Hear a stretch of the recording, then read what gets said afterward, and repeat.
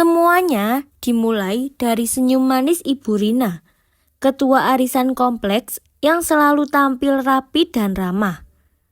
Tak ada yang menyangka di balik kebaikannya tersimpan niat busuk yang kelak menghanguskan kehidupannya sendiri. Puluhan ibu rumah tangga tertipu, rumah tangga hancur, dan yang tersisa hanyalah penyesalan.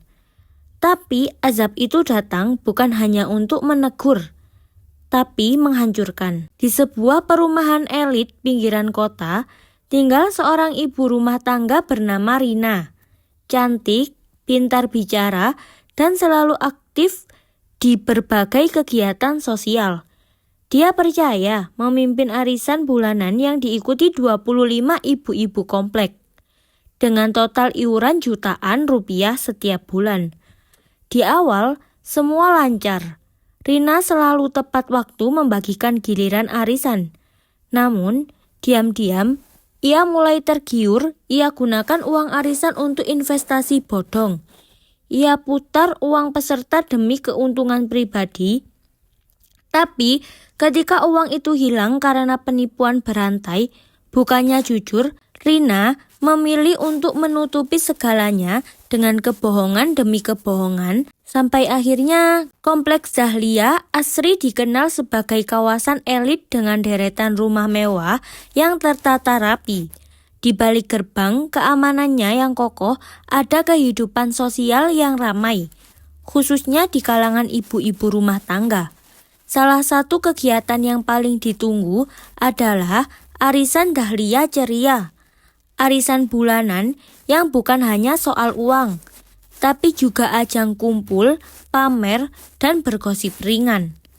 Pusat dari semua kegiatan ini adalah Rina, ibu muda yang cantik dan berwibawa.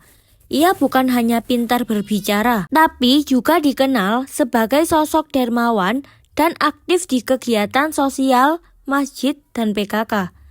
Karena itulah, tanpa ada suara keberatan, dia selalu dipilih sebagai bendahara sekaligus ketua arisan. Rina pandai mengemas citranya. Setiap bulan, arisan diadakan bergilir di rumah anggota. Tapi Rina selalu hadir lebih dulu, membantu tuan rumah, mencatat absen, dan membawa kotak uang yang didekorasi indah.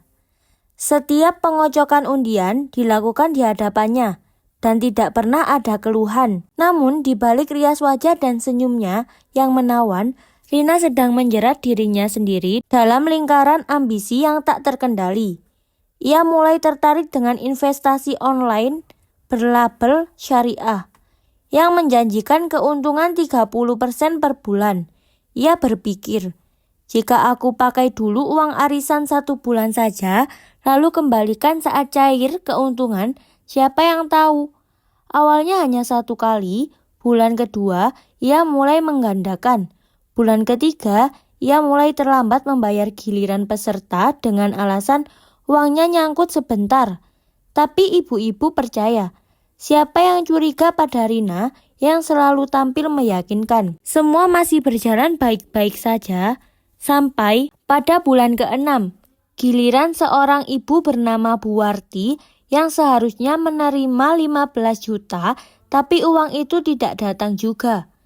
Maaf ya Bu, uangnya telat sebentar, lagi diproses transfer. Mungkin sore nanti, ujar Rina dengan senyum diplomatisnya. Bu Warti menunggu, sore berlalu, malam datang, tidak ada uang. Dan mulai hari itu, curiga pun tumbuh. Pagi harinya, grup WhatsApp Arisan Dahlia Ceria mulai ramai. Maaf sebelumnya, uang arisan saya belum masuk sampai sekarang. Ada yang mengalami hal sama? Bu Warti, loh, bukannya Bu Rina bilang sore cair ya, Bu Murni? Saya bulan lalu juga agak telat sih, tapi saya pikir cuma kendala abang, Bu Sari. Namun, kali ini tidak bisa dianggap sepele. Beberapa ibu mulai menyadari bahwa sudah 2 bulan terakhir, Rina sering memberi alasan bank error, limit transaksi, atau saldo tertahan. Ketika akhirnya Rina muncul di grup, ia kembali menggunakan nada lembutnya. Ibu-ibu yang saya hormati, saya mohon maaf atas keterlambatan ini. Ada kendala teknis karena saya gabungin rekening ke sistem online.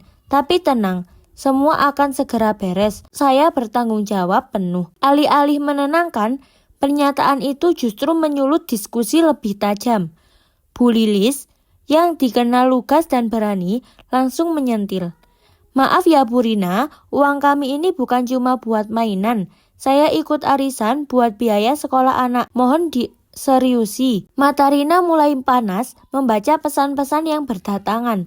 Tapi ia berusaha tetap kalem. Padahal di rumah, ia sedang dililit panik luar biasa. Seluruh uang arisan dari 6 bulan terakhir, lebih dari 100 juta rupiah, telah ia putar ke aplikasi investasi abal-abal yang tiba-tiba menghilang entah kemana. Aplikasi tidak bisa diakses, admin menghilang, dan saldo di dashboard berubah jadi 0. Rina tertipu, namun egonya terlalu tinggi untuk mengaku. Ia justru mencoba solusi instan, meminjam uang dari pinjaman online, dengan bunga besar demi menutup arisan berikutnya. Satu masalah ditutupi masalah lain. Beberapa ibu mulai menyelidiki. Salah satu dari mereka, Bu Dini, diam-diam mencari tahu dan menemukan fakta bahwa aplikasi investasi yang disebut Rina dalam obrolan santai adalah Investgo Syariah, yang ternyata telah dilaporkan ke polisi karena penipuan. Kecurigaan berubah jadi tudingan. Pertemuan arisan bulan ke-7 berlangsung di rumah Bu Lilis, dan suasananya jauh dari ceria. Tak ada tawa lepas atau aroma kue rumahan seperti biasanya.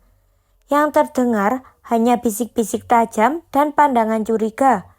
Rina datang terlambat dengan wajah pucat namun tetap berusaha tersenyum.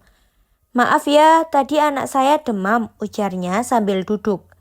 Namun kali ini tidak ada yang menanggapi basa-basinya. Bu Dini berdiri memegang lembaran printout. Bu Rina, saya minta maaf sebelumnya, tapi saya rasa ini harus dijelaskan.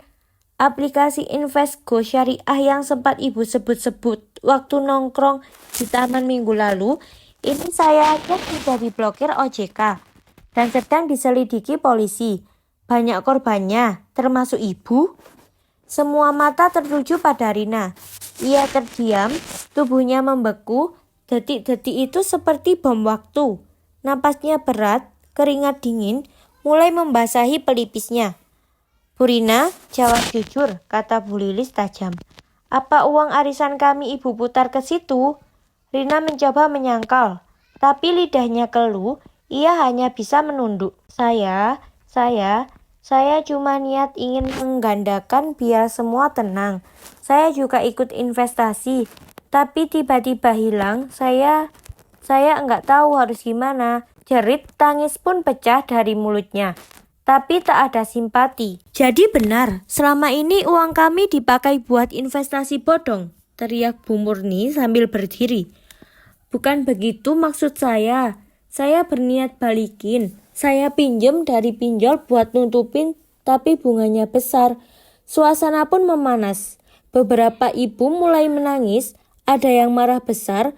Bu Warti bahkan jatuh terduduk karena lemas. Menyadari uang yang ia harapkan buat biaya operasi ibunya takkan kembali. Akhirnya, mereka sepakat. Rina akan dilaporkan ke pihak berwajib, bukan untuk membalas, tapi agar ada keadilan dan agar tak ada lagi yang menjadi korban. 3 hari setelah pertemuan itu, Rina resmi dilaporkan ke pihak berwajib oleh 18 anggota arisan. Polisi datang ke rumahnya membawa surat pemanggilan. Suaminya Anton yang tak tahu menahu soal ulah Rina tampak terpukul luar biasa. Kamu main arisan sampai ratusan juta dan pakai buat investasi bodong. Tanpa bilang-bilang, Rina, ini bukan mainan. Anton berteriak, Rina hanya bisa menangis. Tapi nasi sudah menjadi bubur. Wajah mereka pun menjadi bahan perbincangan seluruh komplek. Tak butuh waktu lama, kabar itu menyebar kemana-mana. Dari WA grup masjid, komunitas sekolah anak, hingga forum ibu-ibu online. Nama Rina viral bukan karena prestasi, tapi karena kasus penipuan arisan. Orang tua dan anak-anak yang satu sekolah dengan putra Rina mulai menjaga jarak. Bahkan ada yang meminta anaknya tidak bermain lagi dengan anak Rina. Sosial media pun tak kalah kejam.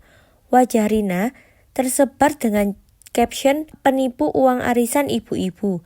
Akibat tekanan dan rasa malu yang luar biasa, Anton kehilangan pekerjaannya.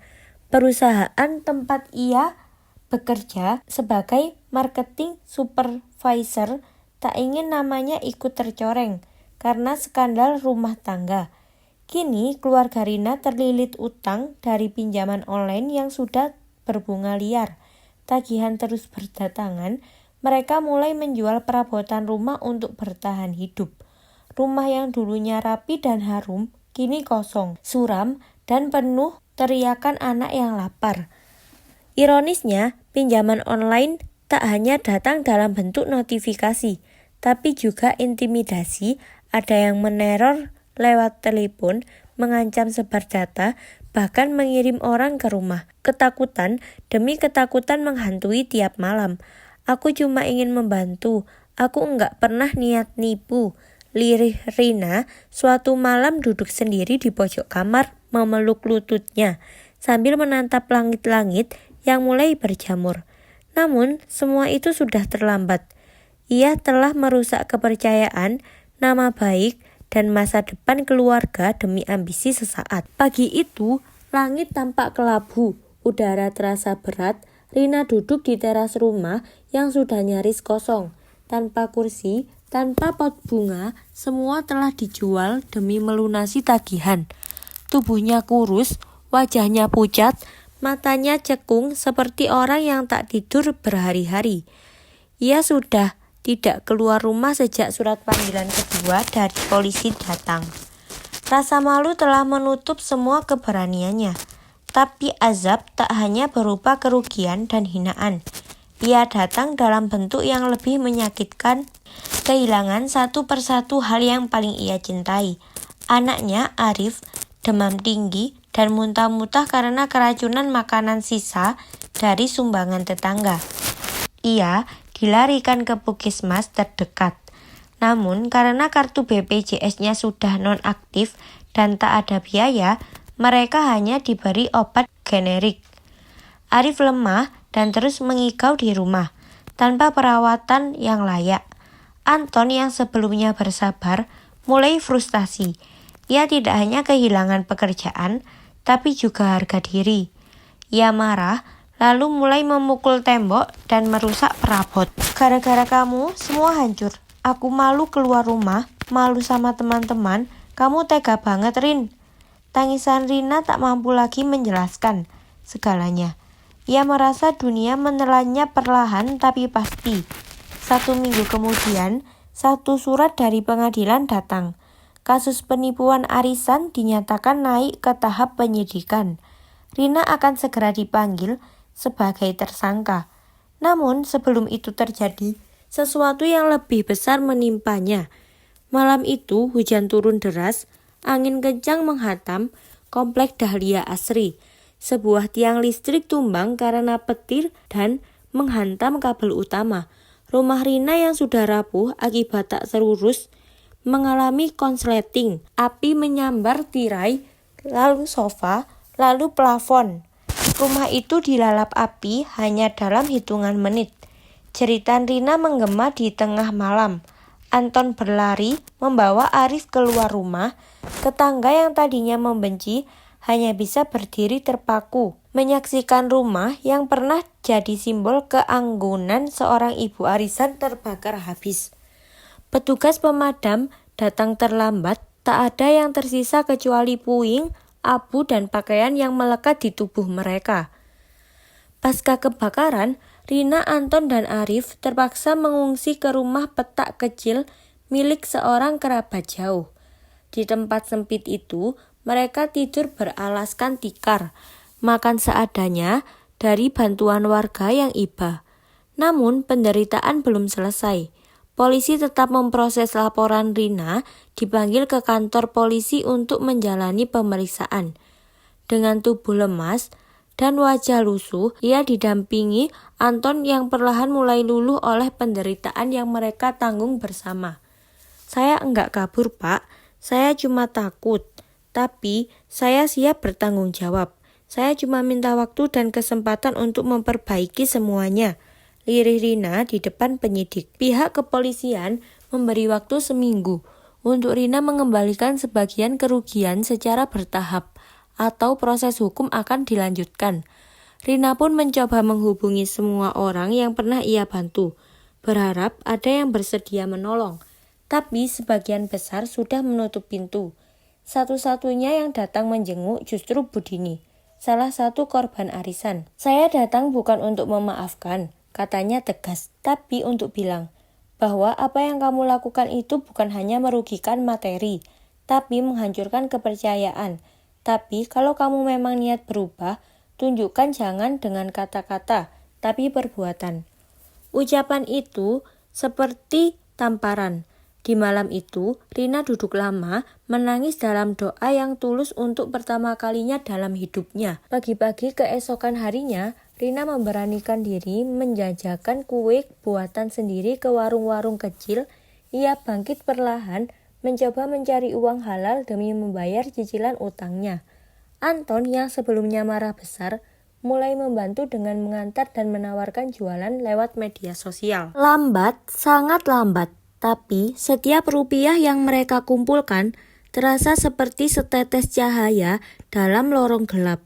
Beberapa korban arisan mulai melunak saat melihat usaha keras Rina membayar seikhlasnya. Sedikit demi sedikit, 3 bulan kemudian, ia berhasil membayar sebagian besar kerugian. Proses hukum dihentikan sementara karena ada itikat baik dari pihak pelaku dan permintaan damai dari sebagian korban. Namun, meski proses hukum berhenti, luka sosial masih menganga. Banyak yang belum bisa memaafkan. Rina sadar bahwa azab tidak hanya datang dalam bentuk kebakaran atau kehilangan uang, tapi dalam bentuk kehilangan martabat yang sangat sulit dikembalikan. Tapi setidaknya, ia tidak lari dari kenyataan. Ia memilih menanggung akibat perbuatannya dan memperbaiki hidup dari titik terendah. 1 tahun telah berlalu. Sejak tragedi itu, Rina kini membuka warung kecil di depan rumah kontrakan mungil mereka. Warung itu menjual gorengan, kue-kue rumahan, dan kopi saset. Tidak mewah, tidak bergengsi seperti dulu. Tapi dari tempat inilah ia belajar makna hidup yang sebenarnya. Anton yang dulu marah besar, kini menjadi suami yang lebih lembut. Ia mulai bekerja sebagai kurir ojek daring dan setiap malam pulang dengan senyum kecil menyambut istri dan anaknya yang kini jauh lebih bersahaja. Anak mereka Arif mulai sekolah kembali dengan beasiswa dari yayasan setempat yang merasa iba melihat perjuangan keluarga ini. Hubungan dengan warga komplek Dahlia Asri memang belum pulih. Beberapa masih membencinya, bahkan memblokir kontaknya. Tapi beberapa lainnya diam-diam mulai menghargai tekad Rina untuk berubah dan bertanggung jawab. "Saya memang salah," ujar Rina suatu hari ketika wawancara dengan media lokal yang meliput kisahnya. "Saya tamak, saya sok pintar, saya pikir bisa cepat kaya dengan cara licik. Tapi ternyata uang haram itu membawa kehancuran. Saya kehilangan rumah, kehilangan kepercayaan, kehilangan harga diri, dan itu sakitnya lebih dari sekedar kehilangan uang." Rina tak ingin mencari pembenaran. Ia memilih menjadikan masa lalunya sebagai peringatan bagi orang lain. Kini, ia sering diundang oleh komunitas ibu-ibu dan pengajian untuk berbagi pengalaman. Bukan sebagai tokoh hebat, tapi sebagai peringatan nyata tentang bahaya penipuan berkedok arisan dan investasi palsu. Uang yang diperoleh dengan cara tidak jujur tidak akan pernah membawa berkah. Kepercayaan adalah harta yang paling mahal, sekali rusak, sulit diperbaiki. Azab bisa datang dalam bentuk kehilangan perlahan, tapi menyakitkan nama baik, keluarga, kehormatan. Jalan menuju kebaikan selalu terbuka bagi yang mau bertanggung jawab dan memperbaiki diri. Hidup bukan tentang seberapa cepat kita kaya, tapi seberapa jujur kita dalam menjalani prosesnya.